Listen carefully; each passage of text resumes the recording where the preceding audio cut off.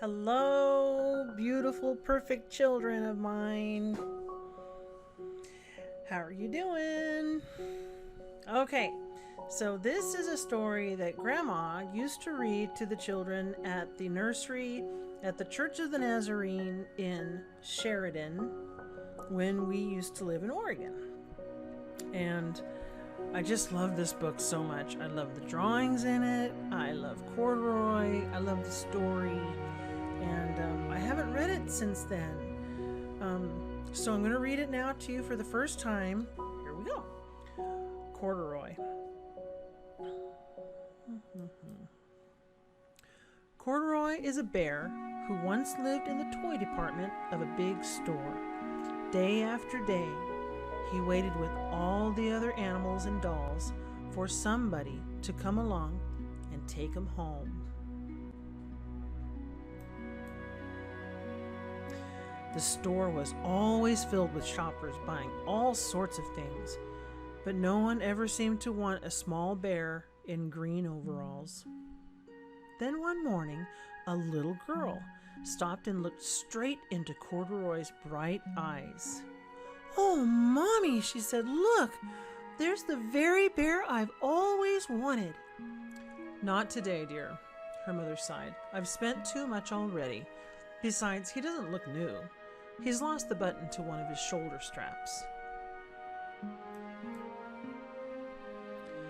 Corduroy watched them sadly as they walked away. "I didn't know I lost a button," he said to himself. "Tonight, I'll go see if I can find it." Now that's being positive. Late that evening, when all the shoppers had gone and the doors were shut and locked, Corduroy climbed carefully down from his shelf and began searching everywhere on the floor for his lost button. Suddenly, he felt the floor moving under him. Quite by accident, he had stepped onto an escalator, and up he went. "Could this be a mountain?" he wondered. "I think I've always wanted to climb a mountain." He stepped off the escalator as it reached the next floor, and there, before his eyes, was a most amazing sight. Tables and chairs and lamps and sofas and rows of beds. "This must be a palace," Corduroy gasped. "I guess I've always wanted to live in a palace." He stepped off the... Oh, we don't want somebody else narrating. He wandered around admiring the furniture.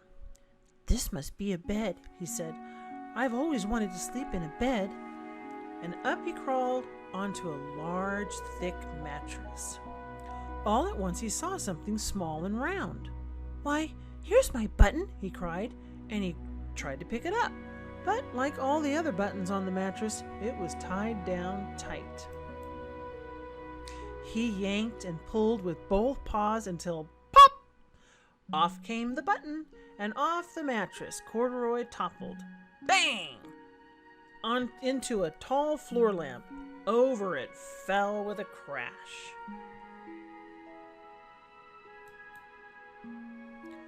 Corduroy didn't know it, but there was someone else awake in the store. The night watchman was going his rounds on the floor above.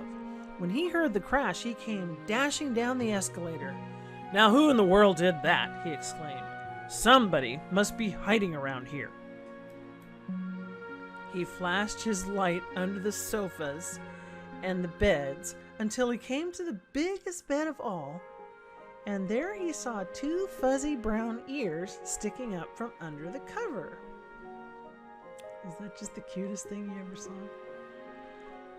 "Hello," he said. "How did you get upstairs?" The watchman tucked Corduroy under his arm and carried him down the escalator.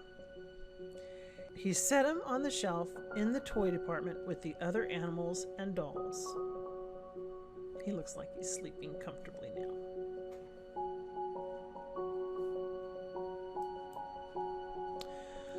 Corduroy was just waking up when the first customers came into the store in the morning, and there, looking at him with a wide, warm smile, was the same little girl he'd seen only the day before. "I'm Lisa," she said, "and you're going to be my very own bear. Last night, I counted what I've saved in my piggy bank, and my mother said I could bring you home." "Shall I put him in the box for you?" the sales lady asked. "Oh, no, thank you," Lisa answered, and she carried Corduroy home in her arms.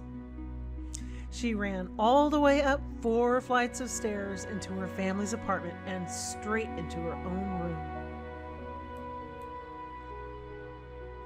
Corduroy blinked. There was a chair and a chest of drawers, and alongside a girl-sized bed stood a little bed just the right size for him. The room was small, nothing like that enormous palace in the department store. "This must be home," he said. "I know I've always wanted a home." Lisa sat down with Corduroy on her lap and began to sew a button on his overalls. "I like you the way you are," she said, "but you will be more comfortable with your shoulder strap fastened."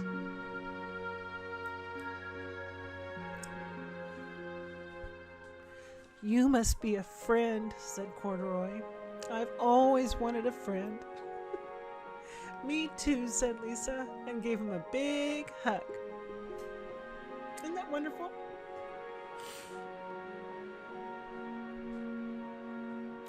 "Well, even though I'm far away, Grandma's your friend. You can count me among all your many friends. I love you very much. Sleep tight."